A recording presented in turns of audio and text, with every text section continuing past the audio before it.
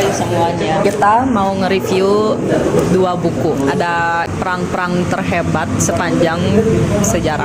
Sama Red Row, khususnya Julia Rasjun. 2 buku ini kan beda gitu. Dari mana bedanya? Dari yang fiksi non fiksinya. Kalau menurut kamu apa itu fiksi, apa itu non fiksi? Fiksi itu tidak nyata. Ya, udah gitu kalau non fiksi berarti yang nyatanya. Sekarang kita mau Bahas yang dulu nih, bahas Red Row. Red Row. Jadi yang saya baca ya di sini. Di sini tuh ada pemeran utamanya, namanya Virgo. Jadi Virgo ini dia pegawainya atau kerjaannya jadi arsitek. Nah, dan dia ini punya orang yang dia suka gitu, orang yang dia cintai gitu. Sebelum saya bahas itu, saya bahas kayak latar belakangnya si Virgo ini ya. Jadi si Virgo ini tuh lebih kayak orangnya tuh yang Kayak cowok malam gitu. Jadi dia tuh ya suka menganut dunia malam. Jangan ditiru. Jangan ditiru ya. Ya contohnya dia suka main sama cewek, tidur sama cewek gitu ya. Jadi di rumah ibunya tuh sudah meninggal ya. Ibu siapa? Ibunya si Virgo kan? Belum. Ibunya masih ada. Ada yang si Virgo tinggal sama siapa? Di rumah. Si Virgo tinggal sama keponakannya si Jordan. Sama Ibunya ibunya si Virgo. Ibunya si Virgo. Berarti neneknya? Neneknya udah meninggal. Nenek. Ya, berarti ibunya si Virgo, siapanya si Jordan? Neneknya. Ya. Suatu hari Virgo ini suka sama cewek kan, namanya Nisrina. Si Nisrina itu jadi wali kelasnya si Jordan kan. Gara-gara apa sih pokoknya bisa ketemu teh. Ada ini si Jordan tuh dibully sama teman sekelasnya. Jordan ini Disebut si Jordan tuh bapaknya homo karena bapaknya tuh tinggal di luar negeri kan. Dia tuh gak pernah pulang-pulang ke rumah gara-gara di Indonesia tuh istrinya meninggal. udah lama 13 tahun lalu. Kayak lu gak diurus sama bapak lu, kayak pasti bapak lu homo gitu. Nah ya, akhirnya kan gak terima juga kan si Jordinya kan. Dan akhirnya si perkelahian lah ya mulai. Setelah itu Kawan si Jordan, si Virgo datang ke gue datang ke dan ketemu sama wali kelasnya si Jordi ini. Udah ketemu, mungkin si Virgo kan juga kayak wah jadi cewek mungkin cantik. ini ada cewek cantik nih, langsung di Sini tuh solehah ya guys ya. Dia tuh syar'i gitu loh kerudungnya. ya itu juga ada alasan belakangnya juga kan kenapa dia bisa ya syar'i banget lah pokoknya. Sekarang saya cerita si Nisrina ini. Jadi dulu tuh si Nisrina ini dia kan dulu punya pacar kan ya. Setelah itu si pacarnya ini ngelakuin pelecehan seksual terhadap Nisrina ini. Kalau kata orang sih kayak SOP karena Iya. hubungan mereka tuh dilatar belakangi Oleh pacar. Setelah dapat pelecehan seksual yang membuat Nisrinanya itu hamil juga di luar nikah kan. Jadi setelah diproses dihukum karena ketahuan sama pihak dari dua-dua pihaknya, akhirnya diproses dihukum. Tapi gara-gara si pacarnya ini dia tuh punya kayak orang dalam gitu ya waktu di pengadilannya juga, jadi dia nggak jadi di penjara. Dan pasti dari pihak keluarganya si Nisrina ini juga pasti merasa kesal kan dan tidak terima hal tersebut. Jadi kakaknya si Nisrina ini juga kan yang paling nggak terima dong, adiknya direcehin sama laki-laki yang nggak benar. Dan akhirnya kakaknya Nisrina ini bunuh si pacarnya Nisrina itu. Jadi kan karena membunuh juga kan, jadi kakaknya masuk penjara. Jadi kan keluarganya berantakan ya. Pertama Nisrina hamil, kakaknya juga masuk penjara. Nah gara-gara itu ayahnya si Nisrina stroke. Dan juga belum anak yang dikandungin sama Nisrina ini juga dan ya anak haram. Tapi dari pihak keluarganya si pacarnya ini mereka nggak menerima gitu. Nah ya udah ini anak siapa gak mau? Ya kayak anak siapa itu nggak mau gitu ya, nggak menerima lah. Nah, akhirnya gara-gara banyak fitnah, banyak omongan, banyak hal yang terjadi, dan akhirnya membuat si Nisrina ini yang mau nggak mau harus tanggung jawab terhadap anak yang dikandungin. Gak dikasih nama kan itu anaknya? Ya namanya Genta. Nah kita balik lagi ke kejadian yang si Virgo ini ketemu sama si Nisrina. Jadi ya mungkin si Virgo juga kan ada perasaan gitu ya, dia ngedeketin kan ya, ngedeketin si Nisrina ini. Si Nisrina tuh nerima si Virgo. Terus si Virgo tahu latar belakangnya si Nisrina tuh dengan tujuan kayak dia tuh pengen bantu Nisrina keluar dari masa kelamnya. Jadi si Nisrina tuh punya trauma juga kan, karena emang yang sebenarnya dia tuh dilecehin tapi anggapan orang-orang tuh mereka ngelakuin itu gara-gara suka sama suka. Dia trauma, udah trauma, dibantu keluar trauma dari saya sama si Virgo. Sama si Virgo. Dan akhirnya itu dia salah satu alasan kenapa si Nisrina juga jadi ya tobat lah ya, syar'i gitu Ya lah jadi syar'i. tobat. Tapi si Virgo tuh yang punya latar belakang pendusta juga kayak gitu ya udah diterima sama keluarganya Nisrina karena ya udah mereka respect aja sih, kayak anak gue juga gini, kita sama-sama tobat, sama-sama keluar dari masa kelam gitu. Cuma respon dari keluarganya Si Virgo ya yang kebalikan dari responnya keluarganya Nisrina kan. Kalau dari Nisrina kan tadi menerima karena mereka berdua punya ya masa-masa yang kelam lah ya, jadi akhirnya diterima. Dan dari pihak keluarga si Virgo ya kaget juga. Jadi si Virgo ini tuh ngasih tahu ke ibunya kalau misalkan dia itu suka tidur sama cewek gitu ya. Dan akhirnya kaget kan ibunya, ya langsung ibunya ngomong, kamu itu bukan anak saya gitu. Ya kan mungkin amarah ya, kayak nggak dianggap. Salah satu alasannya juga selain itu karena Nisrina juga di mata ibunya itu cewek yang kotor gitu, wanita yang kotor gitu, karena masa lalunya. Takutnya menimbulkan fitnah juga kan, kayak si Nisrina udah punya anak tapi belum nikah sama si Virgo, takutnya ini anak dari mana gitu kan. Ceritain juga Virgo ini kan dulu dia arsitek kan, dia tuh kerja di perusahaannya, ada bosnya perusahaan ini, Si bos itu anak si bos itu pengen dinikahin sama si Virgonya nolak, pengennya ke Nisrina. Jadi hubungan si Virgo sama si perusahaannya itu gak baik. ya nggak baik, jadi dipecat si Virgo. Ya, setelah itu dia juga ngebuat ini kan perusahaan barulah, kantor sendiri dia buat perusahaan itu agar nanti bisa membiayai hidup dia dengan Nisrina. Karena itu juga pada ujungnya si Nisrina sama si Virgo juga nikah suri. Nikah siri. Ya siri ya, maaf ya. Nikah sirinya ini di rumah sakit. Nikah sirinya di rumah sakit. Si Gara-gara ayahnya, karena ayahnya Nisrina ini kan dapat stroke ya, dan akhirnya masuk rumah sakit. Tapi bentar lagi juga ayahnya bakal meninggal dunia kan. Iya, jadi harapan si Virgo kepada ayahnya Virgo. Nisrina tuh ingin nikahin anaknya, yaitu si Nisrina di depan ayahnya sebelum nanti ayahnya itu meninggal dunia. Jadi nikahnya di rumah sakit. Iya. Gak ada restu secara resmi semuanya kan dari pihak, cuma si pihaknya si Nisrina. Si Virgo juga pengen kayak ngebaikin keadaan kan. Jadi si adenya pelaku dari pelecehan seksual si Nisrina ini namanya Trinity. Jadi si Virgo ini pengen si Trinity ini keluarganya semuanya, keluarganya lah semuanya minta maaf ke Nisrina. Dia melakukan hal banyak lah demi jadi netral keadaannya, dan juga akhirnya si keluarganya ini minta maaf sama Nisrina. Beres deh. Sekarang waktunya kita bedah unsur. Ada yang namanya unsur apa guys? Unsur membangun novel. Ya, unsur intuisi. Ya, isinya ada tema, ada penokohan, ada alur, ada juga latar belakang, dan latar belakang. Latar tuh ini loh yang kayak latar belakang. Iya, latar waktu tepat, dan sudut juga pandang. Pertama, tema dulu. Kira-kira tema di buku Ridrau ini apa? Kalau dari aku sih temanya tuh tobat. Temanya tuh tobat dari segala aspek gak sih? Segala aspek tobat. Lanjut ke penokohan. Penokohan itu pemberian watak karakter. Kalau tokoh Virgo nih, dia tuh wataknya apa sih menurut kamu? Si Virgo ini tuh wataknya ya dia sabaran. Sabar. Nakal sebenarnya. Nakal juga termasuk ya, pastilah nakal dilihat dari latar belakangnya. Tapi dia tuh walaupun emang nakal juga, dia tetap yang kayak orang yang bijak lah. Bijak. Meskipun ya nggak bijak terhadap kenakalannya, tapi bijak terhadap hal lain.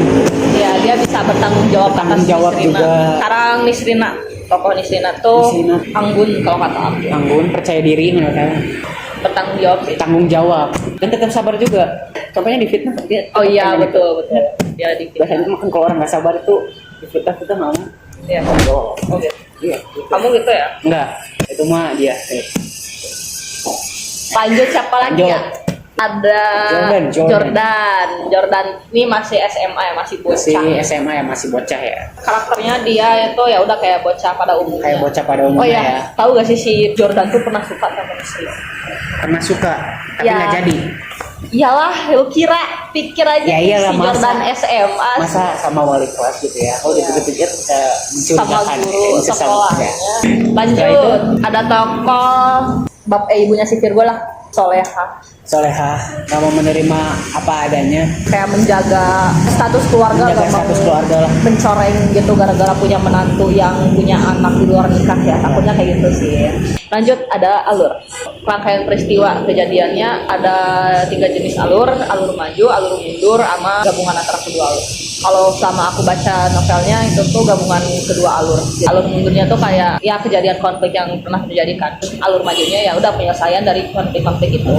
Lanjut ke latar waktunya macam-macam, siang, pagi, sore, malam. Siang, pagi, sore, malam. Tempatnya karena si Virgo ini orang kantoran, ada di kantor, terus ada di sekolah, ada di rumah gitu. Suasananya dia mencengkam, sedih. Sedihnya tuh pas ini tahu pas ibunya si Virgo nerima restunya si Virgo nikahin Nisrina, itu sedih sih. Sudut pandang dari novel ini dia dilihat dari kegunaan bahasanya, dia tuh pakai kata gue gitu. Gue, lo, Iya, gitu. banyak bahasa Bahasa kasar. juga ada banyak. Kita ambil yang baik-baiknya aja ya. Ya kita ambil yang baik-baik. Gitu. Sekarang amanat Jangan punya gaya hidup jelek, habitat jelek. Ya pada intinya mah jangan kelewatan batas lah. karena yang sesuatu yang berlebihan, sesuatu yang tidak baik itu pasti ada karmanya, pasti ada timbal balik daripada Ya, itu. betul. Kita lanjut, bedah unsur ekstrinsik. Ada pertama biografi pengarang. Profil penulis ya, bernama Pena Julia Hajim, yang dia tuh suka buku sejak baru bisa membaca. Jadi dia langsung bisa baca, langsung suka baca buku. Lo ngarang banget. Punya kayak buku sejak baru bisa membaca. Oh. Dan dia ingin menuangkan semua ide yang ada di kepalanya, langsung dimasukkan ke bukunya. Oke, selanjutnya yaitu nilai dalam cerita. Nah, untuk agama ya kita bisa dilihat dari si Virgo sama si Nisrina secara langsung ya, mereka berdua tobat kan ya. Si Virgo juga tobat dari dunia malam lah, dunia kelab. Nilai sosial. Dan nilai Nilai sosialnya tuh ya udah kita sabar dengan situasi, kita mendapatkan timbal balik atau karma yang gak enak dari kejadian yang buruk kan. Kadang fakta itu pahit. Jadi kita harus bisa survive, kita harus bisa menjalani semua itu. situasi. Karena pasti setiap situasi ada maknanya, ada ujungnya di mana kita bisa mengetahui kalau oh ternyata dari kejadian ini kita mendapatkan suatu hal yang baik. Pasti ada suatu hal yang baik dari setiap keadaan yang buruk. Itu dia dari Green Girl. Lucu banget buku aku. Nih ya, bisa dilihat di kamera langsung. Ini berarti. Di sini ada satu lagi buku non fiksi tentang perang-perang terhebat sepanjang sejarah. Nah ini kan jurusan IPS nih guys. Di sini tuh ada beberapa perang-perang yang udah kita pelajarin waktu sama Pak Wildan. Love Pak Wildan. Di sini ada perang Candu, ada Rusia Jepang, perang Vietnam, perang dunia, banyak guys. Banyak ya. Banyak. Intinya setiap perang itu, setiap sejarah yang telah kita alami di dunia ini itu berimbas kepada masa yang akan datang. Contohnya perang dunia 2. Perang dunia 2 itu ada karena perselisihan antara dua kubu. Kubu sekutu sama poros. Ya, itu berimbas nih kepada Indonesia. Kenapa Indonesia sekarang merdeka? Iya, termasuk kenapa Indonesia bisa merdeka. Berimbas ke Indonesianya kan yang pasti hal besar itu Jepang ya. Dan Jepang itu dia mempunyai sekutu dengan Jerman dan Italia kan. Serbia. Pada intinya perang dunia 2 tuh terjadi karena ada tokoh di Jerman. Dia yang disebut sekarang itu Bapak Kumis atau kita bisa sebut sekarang Hitler ya. Jadi si Hitler ini tuh kenapa dia yang memulai perang dunia kedua? Karena itu efeknya dari perang dunia ke-1. Jadi waktu perang dunia ke-1 itu setelah banyak yang terjadi, setelah penembakan Presiden Austria Hungari Arkadius Franz Ferdinand ditembak, akhirnya dia meninggal dan akhirnya dia deklarasi perang terhadap musuh-musuhnya dan dia membuat aliansi dan akhirnya terjadilah perang dunia ke-1. Setelah selesai perang dunia ke-1, negara Jerman kan dulu mereka dikasih sanksi berat. Jadi mereka negaranya dibagi jadi 2. Yang pertama Jerman, satunya lagi Polandia. Sekarang makanya ada yang namanya Polandia. Nah tapi si Hitler ini dia nggak suka sama keadaan Jerman yang sekarang waktu tahun 1930-an karena dia juga merasa kalau Jerman itu kayak dibully lah sama negara lain, nggak boleh punya kekuatan lah, nggak boleh punya ini, dan akhirnya dia mendapat kekuasaan, membangun Jerman balik menjadi yang paling tertinggi di Eropa. Akhirnya dia mikir, kenapa kita bisa membalikan Jerman seperti dulu sebelum ada yang namanya Polandia. Akhirnya kita memulai Perang Dunia Kedua, yaitu jajah atau menginvasi Polandia. Bukan menjajah ya, kalau menjajah kan kata Pak Wildan bilang, menjajah sama invasi itu kan beda kan. Bedanya apa? Kalau jajah itu dia nggak totalitas, kalau invasi itu dia lebih total gitu. Kayak dia tuh aksi militernya lebih luas. Tapi sama-sama pakai senjata. Pakai, kalau ngejajah itu dia kayak cuman masuk ngambil, tapi itu punya gua udah gitu. Kalau invasi itu dia ngambil keseluruhannya punya dia semuanya, ditetapkan negaranya sebagai punya negara dia gitu. Setelah itu invasi Polandia bareng Uni Soviet dan banyak hal yang terjadi. Nah, kenapa bisa Jepang ikutan, kenapa bisa Amerika ikutan, itu ya karena jadi ini ada unsur Indonesianya juga ya. Sebelum Jepang itu invasi ke Indonesia, dia tuh pengen ngelemahin hal yang besar di Pasifik. Atas kita Pasifik kan, rajanya di situ ya kok bisa disebut rajanya atau raksasanya itu Amerika. Dan akhirnya mereka mikir bagaimana kalau kita melemahkan sang raksasa itu. Siapa tadi raksasa?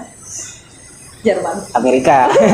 Mereka pengen ngelemahin, tapi mereka nggak tahu apa-apa tentang Amerika. Jadi mereka ngelemahin dengan cara membom pelabuhannya di Pearl Harbor, pulau di Amerika. Mereka mikir karena itu pelabuhannya yang dekat sama negara-negara Asia Tenggara termasuk Indonesia, paling dekat lah ya meskipun jauh. Jadi mereka setelah ngebom itu mereka pikir mereka udah melemahkan, tapi sebenarnya belum, karena mereka yang mereka bom itu hanya kapal-kapal kecilnya, kapal-kapal gedenya nggak dibom. Jadi masih bisa masuk. Nah, akhirnya mereka ambillah seluruh wilayah Asia lah, termasuk Indonesia lah, termasuk negara-negara Asia Tenggara semuanya diambil, termasuk sampai perbatasan Australia. Nah, akhirnya apa Jepang itu cuma bentar di Indonesia karena kan perang dunia kedua kalau kita tahu cuma sampai 1945 kan. Mereka itu kenapa bisa hilang dari Indonesia? Karena pada akhir perang dunia kedua kan Amerika menjatuhi bom di Nagasaki dan Hiroshima yang membuat pemerintah Jepang itu jatuh akan ketakutan oleh bom itu karena bomnya skala tinggi. Nah, akhirnya mereka udah damai. Tokohnya yaitu Dwight D. Eisenhower, panglima tertinggi Amerika Serikat. Nah, akhirnya mereka salaman udah sama Kaisar Jepang Hirohito, sudah selesai damai. Dan akhirnya seluruh pasukannya mundur ke negara Jepang sendiri itu mainlandnya. Kalau dari aku ada perang Korea. Jadi sekarang Korea tuh terbagi dua kan, ada Korea Utara, Korea Selatan. Korea dulu mah Korea Utara tuh diambil sama Uni Soviet. Iya. Korea Selatan sama Amerika. Ya, ada ideologi. Beda ideologi, yang atas komunis, yang bawah kapitalis. Ya. Perangnya tuh ya karena rebutan kekuasaan. Karena rebutan kekuasaan. Jadi kan pemimpinnya tuh dua-duanya tuh sebenarnya pengen nyatuin kan. Pengen nyatuin Korea, nggak mau ada yang namanya Korea Utara, nggak mau ada yang namanya Korea Selatan, pengen disatuin. Tapi mereka berdua, ya, cuman mereka berdua juga saling berdebat gitu. Gimana kalau saya aja jadi presidennya? Gimana kalau saya aja? Jadi saling kayak rebut-rebutan gitu. Dan akhirnya mereka jadi kayak nggak suka gitu kan.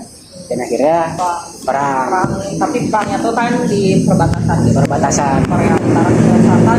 Selama perang itu kayak mereka tuh gitu-gitu. Iya, tojos lah. Jadi yang perang awal-awal Korea Utara masuk ke Seoul, ibu kotanya Korea Selatan, mereka mundur lagi, mereka masuk lagi, mereka mundur lagi, gitu-gitu terus sampai beberapa tahun. Nah, itu juga masuk ya terhadap PBB.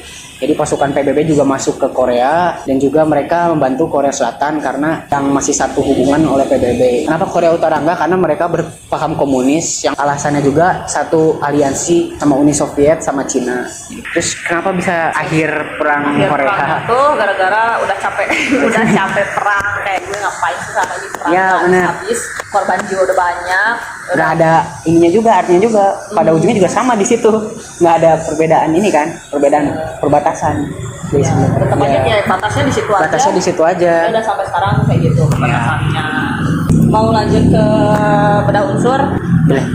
tokoh yang paling berpengaruh aja sih. Pokoknya ada Hitler, ada Kaisar Hirohito, ada Presiden Amerika Serikat, ada Presiden Uni Soviet Joseph Stalin, banyak lah.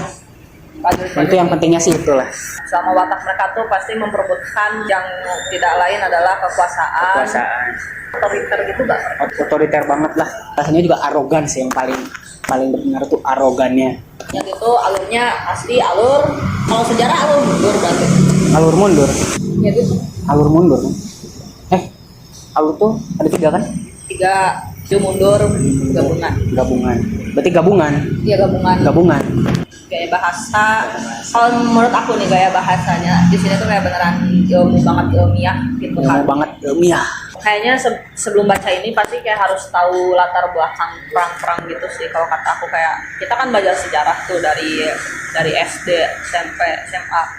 Yang pastinya kalau basic-basic udah tahu. Kalau misalnya belum tahu, kita nggak tahu yang dimaksud dari buku ini apa. Ya, betul. Latar setting, latarnya zaman dahulu. Zaman dahulu di seluruh dunia, tempatnya kadang mereka melakukan perang di perbatasan, di laut, di Di laut. darat. Sudut pandang, penempatan posisi atau diri novel itu sudut pandang ke-3. Karena dia cuma nyebutin tokohnya udah ini sama Ini sama itu. Berantem ini sama itu, berantem ini sama itu. amanatnya setiap perang itu. Pasti ada efek ke depannya juga. Ya, itu menurut aku gak selamanya perang tuh amanatnya jelek. Amanatnya Kayak jelek. perang tuh gak sejelek itu. Kenapa? Karena setiap perang tuh Ada bakal niatan ya, dan jahat. berubah dunia lebih. Yang seperti sekarang aja kayak Kenapa bisa ada mobil? ya, Kenapa bisa kita bebas gini lah? Kenapa bisa kita bergaya seperti ini? Ya, Ya, itu kenapa? salah satunya juga. ya kenapa negara bisa merdeka. Pokoknya perang tuh gak selamanya buruk guys. Yap, betul. Sekarang unsur ekstrinsik, biografi pengarang. Nah, sama aku baca buku ini, aku bertanya-tanya ini pengarang dari buku ini tuh apakah dia seorang sejarawan atau dia tuh kayak dosen gitu mungkin. Dan ternyata di sini tuh dia sebagai alumni jurusan ilmu sejarah gitu guys. Weh. Keren di salah satu universitas negeri yang ada di Yogyakarta. Yang satu lagi dia tuh orang penulis buku dan dia tuh emang tertariknya sama penulisan sejarah gitu, sejarah populer. Nilai dalam cerita, nilai sosial, nilai moral, nilai budaya. Semuanya ada. Nilai agama coba. Kayak perang salib. Iya, perang salib. Perang salib kan ada Islam sama Kristen Katolik dan Kristen Ortodoks juga. Mereka perang, merebut kekuasaan, dapat ilmu, dihancurin. Udah, Des? Dah, Kamu udah agak ada yang ditambahin? dah. Oke. Kalau gitu sekian dari kita. Sekian dari kita. Terima kasih. Terima kasih. Semoga bermanfaat. Semoga bermanfaat. Jangan lupa berbahagialah. Karena Lanjutin lah. karena hidup itu nggak setiap hari pahit. Iya. Jangan lupa baca buku. Tingkatkan budaya literasi Indonesia. Ya. Dadah. Dah.